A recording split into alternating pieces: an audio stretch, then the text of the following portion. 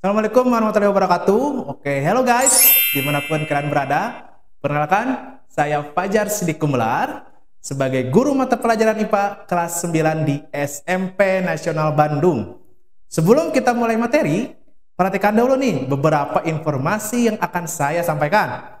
Informasinya adalah, simaklah video edukasi ini secara keseluruhan sampai dengan selesai. Mengapa harus sampai selesai? Karena banyak informasi yang sangat bermanfaat bagi kalian. Baik, langsung saja kita masuk ke materi. Materi kali ini adalah listrik statis. Nah, apakah kalian pernah merasakan fenomena rambut pada tangan kalian berdiri ketika didekatkan dengan televisi? Ada yang tahu nggak nih penyebabnya apa? Oke, supaya lebih jelasnya, kalian bisa nih jawab di kolom komentar di bawah ya.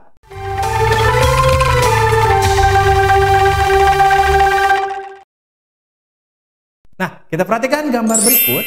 Gambar di samping merupakan model dari suatu atom.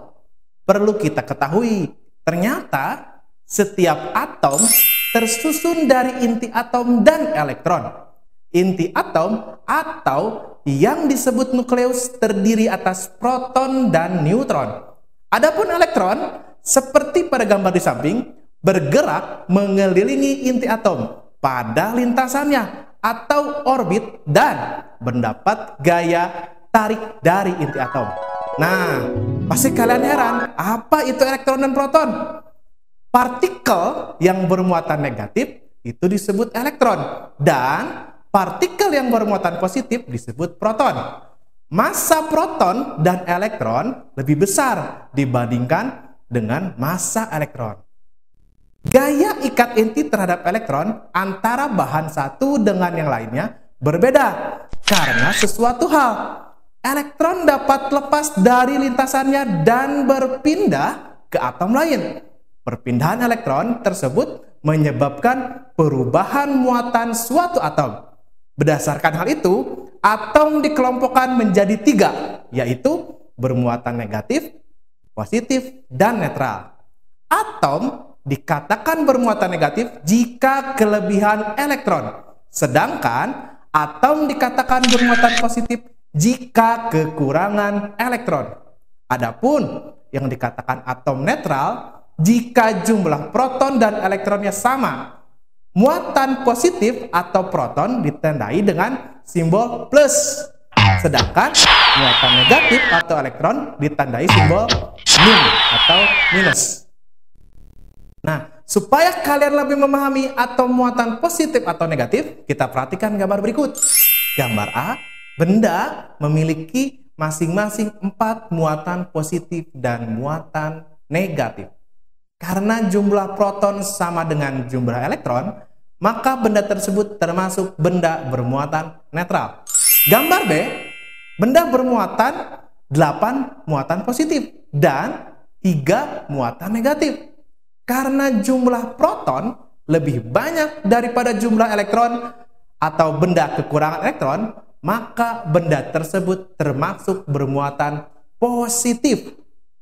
Terakhir, gambar C, benda memiliki 3 muatan positif dan 7 muatan negatif. Karena jumlah proton lebih banyak daripada jumlah elektron, maka benda tersebut bermuatan negatif. Oke, muatan listrik dilambangkan dengan huruf C. Satuannya dalam sistem internasional adalah Coulomb atau disingkat C. Sekarang kita akan mempelajari cara membuat benda bermuatan listrik. Yang pertama, dengan cara menggosok.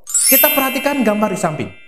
Skema perpindahan elektron dari kain wol ke penggaris. Kalian pasti pernah melakukan percobaan menggosokkan penggaris ke rambut atau ke kain. Kemudian kalian dekatkan dengan serpihan kertas. Ternyata kertas tersebut dapat menempel ke penggaris. Untuk penjelasannya, perhatikan baik-baik ya.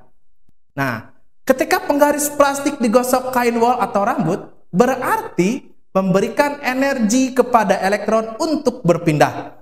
Perpindahan elektron terjadi pada kain wol menuju penggaris plastik.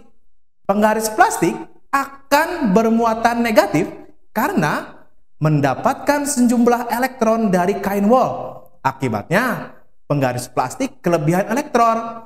Pindahnya elektron pada kain wol mengakibatkan kain wol kekurangan elektron. Sehingga kain wol bermuatan positif. Penggaris plastik yang telah bermuatan listrik karena kelebihan elektron dapat menarik serpihan kertas kecil.